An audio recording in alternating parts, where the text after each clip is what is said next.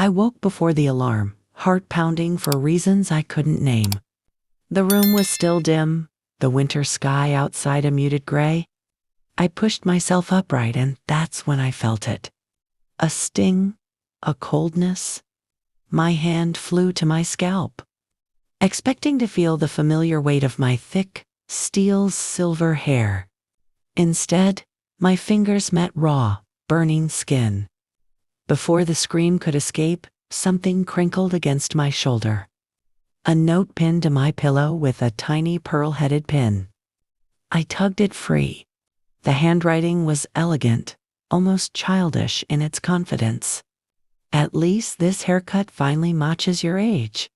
No signature. Just a small heart drawn with smug precision. My breath trembled. I rose slowly, walked into the bathroom, and froze. The woman staring back at me wasn't the woman who built a city block with her bare ambition. Not the woman who negotiated down to the decimals. This version of me had no hair, nothing but a pink, irritated scalp and eyes full of disbelief. Someone had stripped me of the one thing I'd kept untouched by stress and age. My hair, my pride. I didn't need a list of suspects. Only one person had the entitlement, the cruelty, and the access. Sabrina, my soon-to-be, but Shaw quickly folded into something sharper. Still shaking, I walked to the safe. Inside lay the folder containing the transfer papers for $22 million. My planned wedding gift to Michael and his bride. Money I saved through years of grit, business wars, and nights spent poring over contracts under a single lamp. I held the envelope. It suddenly felt heavier than gold, heavier than guilt. When I placed it back and turned the dial, the clicking sound felt like the slam of a courtroom gavel. The gift was dead. My phone buzzed. My longtime attorney, Harper Dane, answered on the second ring. "Everything ready for the transfer?" he said, cheerful. "Put it on hold," I replied, voice steady despite the tremor under my skin. "All of it. And after the reception, clear your evening. We're rewriting everything." He paused. "Is everything all right?" For the first time in years, I said, "Yes." Once I hung up, I went to my closet, choosing the midnight blue dress I'd planned to wear, dress that once symbolized celebration. Today, it felt like armor. I called my stylist of 20 years, voice low and controlled. "Bring me a wig. Bring the best one. And please, ask nothing." 20 minutes later, while she worked quietly, fitting the soft silver wig over my wounded scalp, I stared at my reflection again, this time with a steadier heartbeat. I wasn't broken. I was awake.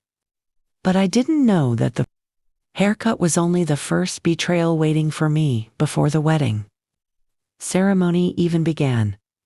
The church stood like a quiet monument against the cold morning sky, its stone walls shimmering faintly under the pale winter sun.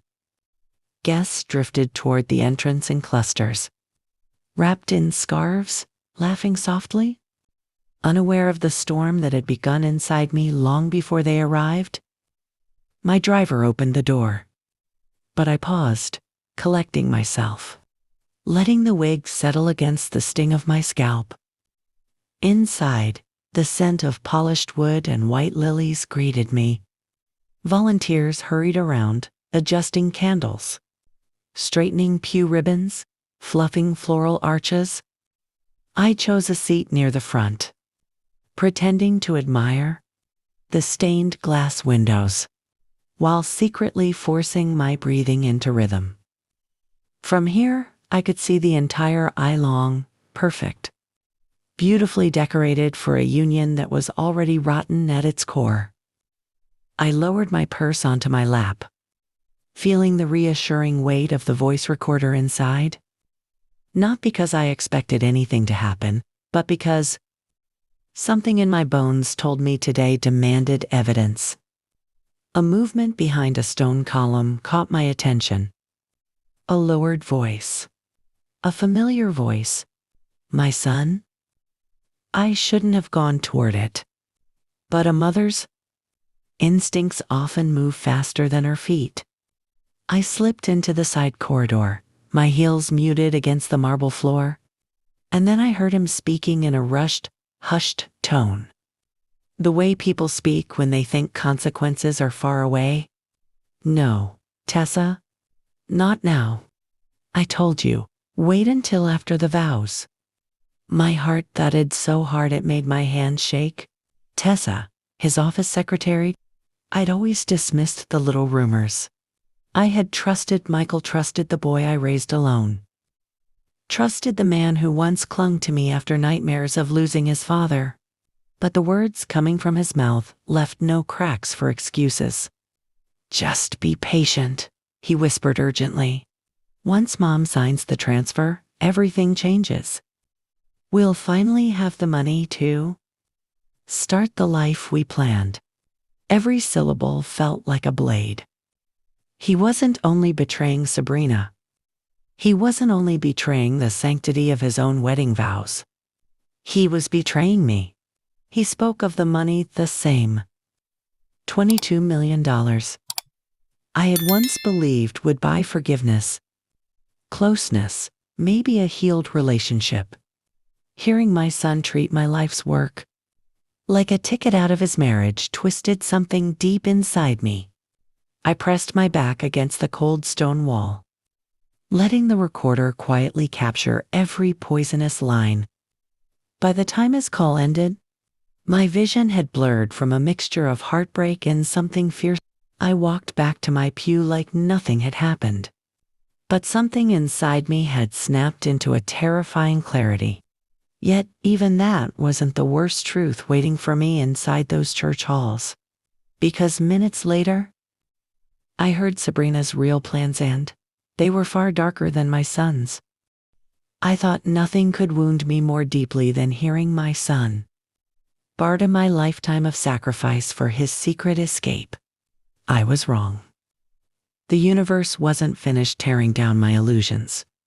The hallway leading to the bridal suite was brighter than the rest of the church, lit by rows of sconces that cast soft golden light across the marble floor. I didn't intend to overhear anything, not this time. I only meant to walk, breathe, and gather the shreds of my composure. But then I heard her. Sabrina's laugh, sharp, glittery, laced with arrogance. The door to the bridal prep room was slightly open, and her voice spilled out with the force of someone who believed the world adored her. So after today, she announced, it's basically mine. Half of everything. And once the transfer is finalized, I can finally move on the way I planned. A bridesmaid gasped. You mean without him? Oh, please, Sabrina replied, dismissive. Michael's sweet, but he's a placeholder. A walking bank account delivered by fate. My stomach dropped. She went on, lowering her voice, not out of caution, but theatrics. I've already contacted a divorce attorney. A few months of married life, and I walk away with the money. Simple, clean, smart. The room erupted in laughter. Like a pack delighted by the sound of one of their own sharpening claws. And his mother. Another bridesmaid chimed in. That woman looks like she'd correct your posture for fun. Sabrina scoffed. I'll convince Michael to put her in one of those fancy senior facilities. Somewhere far away. She won't be able to micromanage anything. Let the staff babysit her. My pulse roared in my ears. Not only was she planning to drain my son and discard him, she also intended to erase me entirely. As if I were an inconvenience cluttering her new life, I tightened my grip on my purse. The recorder blinked steadily, catching every word, every cruelty, every plan she thought would remain sealed behind bridal room doors. Stepping back, I forced myself not to storm inside. Rage flashed through me, clean, powerful but tempered by something wiser. Strategy? I had spent decades surviving cutthroat real estate negotiations. Men who underestimated me, companies that tried to swallow mine whole. I knew the difference between reacting emotionally and striking surgically. I walked back to the sanctuary with a calm that felt unreal. People greeted me with warm smiles, assuming the tenderness on my face belonged to a proud mother. But the truth was simple. I was no longer the grieving parent or the humiliated woman who woke without her hair. I had become the storm. And storms do not ask permission. But none of them, not Michael, not Sabrina, were prepared for what I would reveal when I finally took the mic at the reception. The reception hall glowed like a palace, gold chandeliers humming above polished floors, long tables draped in ivory cloth, and towering vases filled with roses the color of fresh blood. Guests settled into their seats, clinking glasses, unaware that the entire celebration balanced on a thread about to snap. When the host announced my name, an expectant hush fell over the room. I rose slowly, smoothing the skirt of my midnight blue dress. My palms weren't shaking anymore. My grief had burned itself into something steadier. I stepped up to the microphone, the recorder heavy in my purse like a final card in a high-stakes game. "Thank you all for being here," I said, voice soft but unmistakably clear. "Today should mark a new beginning for my son. And in some ways, it still will." A ripple of polite laughter. I lifted my champagne flute. For decades, I built a life from the ground up. I worked through widowhood, through sleepless nights, through challenges that could have broken me. And today, I intended to gift Michael and his new wife the sum of my life's work. $22 million. Gasps. Eyes widened. Even the orchestra quieted. At the head table, Michael shifted in his chair, suddenly pale. Sabrina's smile looked glued in place, her fingers tightening around her glass. "But," I continued gently, "gifts are meant for those who value the hands that give them." I placed the recorder onto the table beside me. Its little red light blinked like a heartbeat. "Before I finalize anything, I think it's only fair for this room to hear the truth." I pressed play. Michael's voice rang out across the speakers, talk of escape plans, secret promises, freedom without strings. Every sentence carved deeper into the hall's silence. Sabrina's face fell, color draining from her cheeks. Then came her recording, her plan to divorce, take half the fortune, and tuck me away where I'd be out of the way. A few guests covered their mouths. Others whispered harshly. Someone muttered, "Unbelievable." Sabrina shot to her feet. "That's taken out of context." "No," I said softly, "it's taken from reality." She stumbled back into her chair.